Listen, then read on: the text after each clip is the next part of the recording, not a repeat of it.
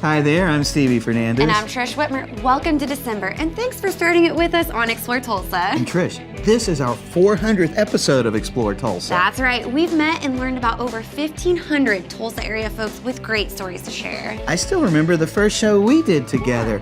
Your hair was a little bit different color, and it's actually one of my favorite things to do is look at all the old shows and count all the changes of hair color and styles. The fun bun was my favorite, though. We should show a clip. I don't think that's going to be necessary. And if I remember correctly, your hair used to be a little darker too. Thanks to Just for Men, but you can just go on our YouTube channel and see all the changes for yourself. Well, helping Tulsans be aware of all our area's growth is my favorite part of doing Explore Tulsa. And according to our new mayor, there's a lot more to look forward to in the coming years. For the first few months when people would talk about the mayor, I would look around for the mayor. On my dad's side, my great-great-grandfather was the mayor of Tulsa in 1899 and 1900. He ran just because he thought we ought to have a public school. And then on my mom's side, my grandfather, Bob LaFortune, was street commissioner from 1964 to 70, and then mayor from 1970 to 1978. And then my cousin Bill, who's a judge now, was mayor from 2002 to 2006. So, 1 in 10 mayors that we've had in the city's history have been members of my family.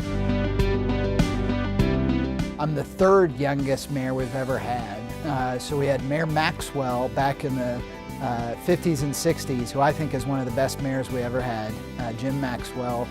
He was elected when he was 31 years old, and he served for 8 years. But he got our library system built, our international airport built, our highway network really started. So many of the things that we love about Tulsa today started under Mayor Maxwell. And then Terry Young, who was mayor in the mid-1980s, he beat me by like a month. Well, and I love the history of Tulsa. And so I've spent a lot of time really throughout my life reading a lot about the history of our city, about the people who built it up.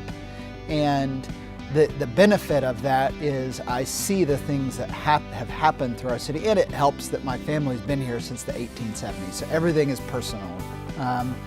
But I see what happens in Tulsa in historical terms. And so what I see looking back is, especially in like just the last 100 years, you had these points in time where we really decided as a community to be world class and pulled together, and so many really talked about building the city up. And then we'd go through these periods of time where we felt good about ourselves and rested on our laurels, and then would wake up.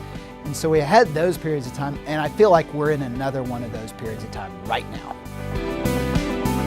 In the first year, our focus was really, I would say, if you had to boil it down, it was on two big fronts.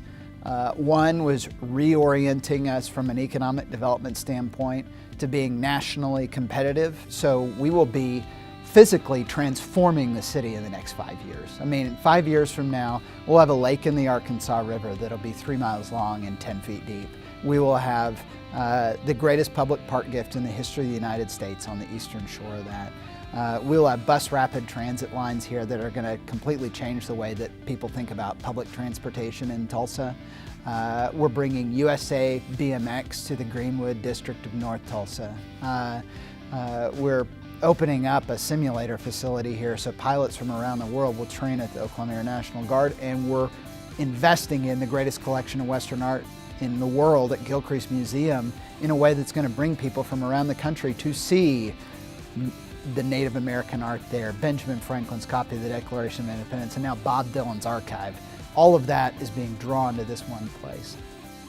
And then the other part of that is we're working to empower Tulsans, everyday Tulsans, to help make Tulsa safer.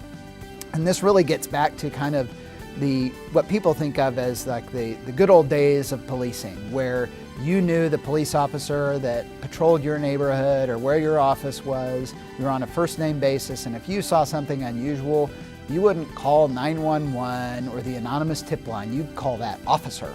What we're doing is implementing what's called community policing, which is more of that old style model where we're developing relationships with citizens and officers so they can make a community safer.